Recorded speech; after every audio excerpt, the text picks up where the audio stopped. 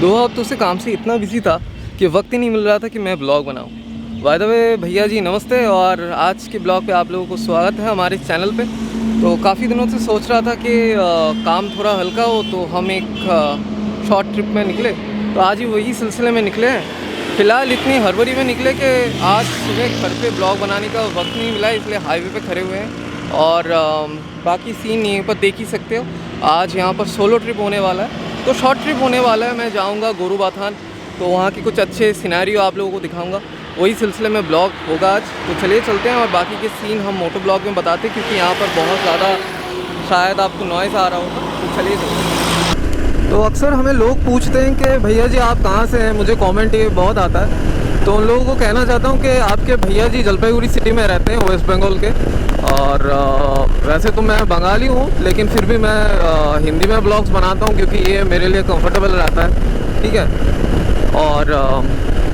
और गोरुबाथान हमारे जलपाईगुड़ी सिटी से ज़्यादा दूर नहीं, मुझे एग्जैक्ट पता नहीं, लेकिन समझ लीजिए कि 50-60 किलोमीटर के अंदर ही पड़ता है। तो मेरे लिए एक शॉर्ट ट्रिप ही होता है, तो वही सिलसिले में जाता हूँ। ये गोरुबाथान तो जब मैंने फर्स्ट ब्लॉगिंग स्टार्ट किया था तब एक बार गया था, लेकिन आज के सीन हम आपको कुछ अलग ही दिखाएंगे। तो यहाँ से हमें पकड़ना है दो मोहनी का रास्ता, जो यहाँ से नीचे उतरने के बाद हमें मिलेगा।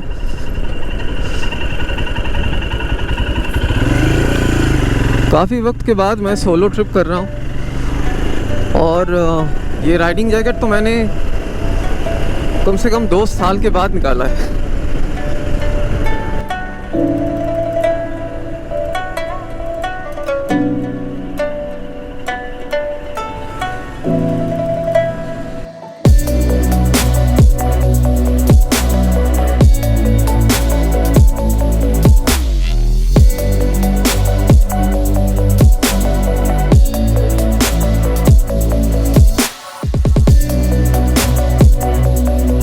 और यहाँ से हम जाएंगे लेफ्ट।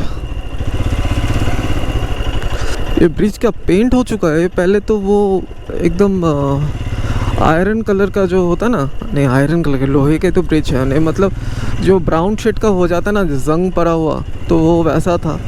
तो मुझे लगता था कि शायद वो पहले ही बेहतर था।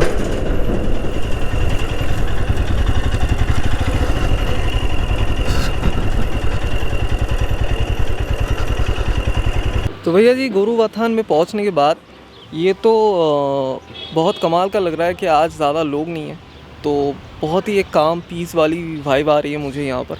और आज का सफ़र बहुत सारा खूबसूरत रहा है, मतलब बहुत ज़्यादा कंफर्टेबल रहा है मेरे लिए। और इतना कंफर्टेबल वे में मैं काफ़ी अरसे के बाद एक सोलो राइड कर रहा हूँ।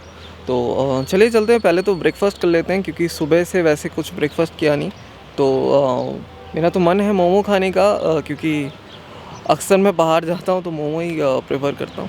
और चाय पी लेते हैं। अभी यहाँ पर है बहुत सारे रेस्टोरेंट्स, तो देखते हैं कौन से वाले में हम चलते हैं। तो फिर चाय कॉफ़ी खाने के बाद फिर हम आपको यहाँ की खूबसूरती अच्छे से दिखाते हैं।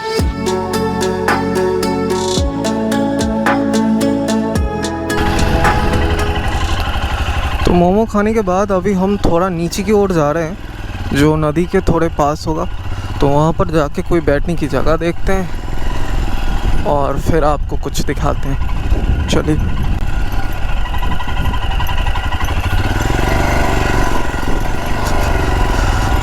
वैसे तो बरसात के मौसम में यहाँ पर बहुत ज़्यादा पानी होता है, और अभी जैसे कुछ भी नहीं है।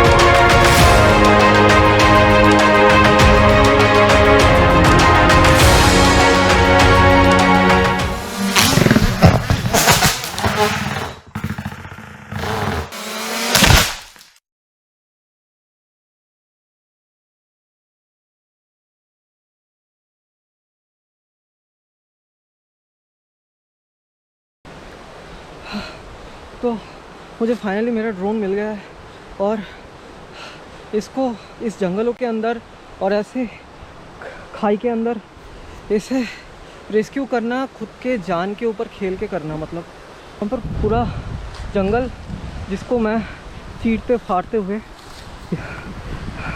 यहाँ पर आया हूँ, तो फाइनली मुझे मिल गया है। और यहाँ पर कोई स्क्रैचेस ज़्यादा दिख नहीं रहे मुझे। वैसे ड्रोन ठीक है, मैं उस साइड पे जाके फिर भी एक बार इसको फ्लाई करके देखूँगा। फिर फ़िलहाल तो हम उस जंगल के उस पार से यहाँ पर आ चुके हैं और ड्रोन को भी रिकवर कर लिया है। अभी हम ये देखेंगे कि ये ड्रोन उड़ पाता है या नहीं।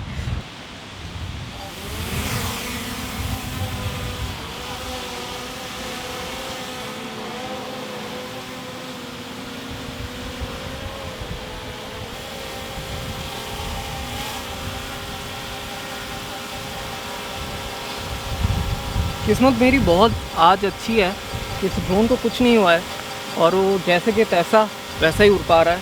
और बस इसके बॉडी में थोड़े मिट्टी विट्टी लगी है, वो मुझे घर जाके अच्छे क्लीनर से क्लीन करना पड़ेगा, बाकी सब कुछ सही है।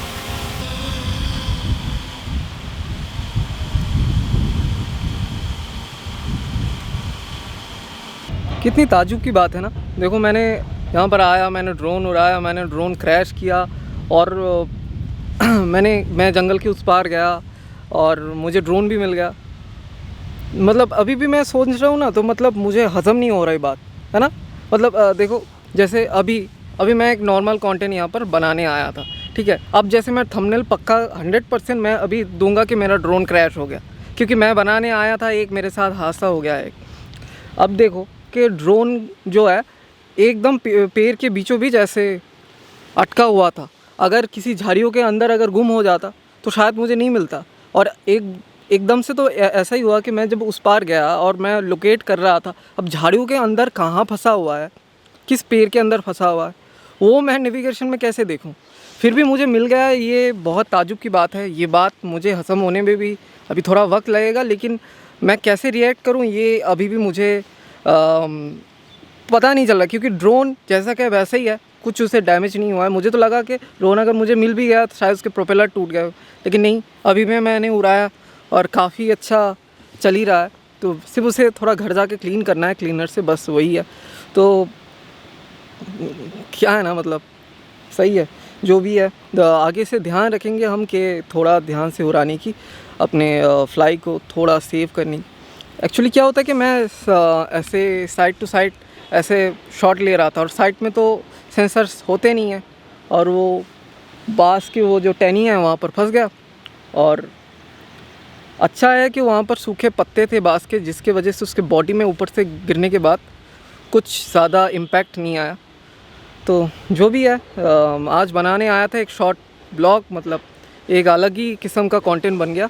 तो जो भी है, अगर आप लोगों को पसंद आया हो तो वो लाइक करके डिसलाइक करके मुझे बताइए, कमेंट करके बताइए कैसा लगा। सब्सक्राइब कर सकते हैं और कोशिश करेंगे आने वाले ब्लॉग में हम आपको क्रैश ना करके अच्छे शॉट्स दिखाएं।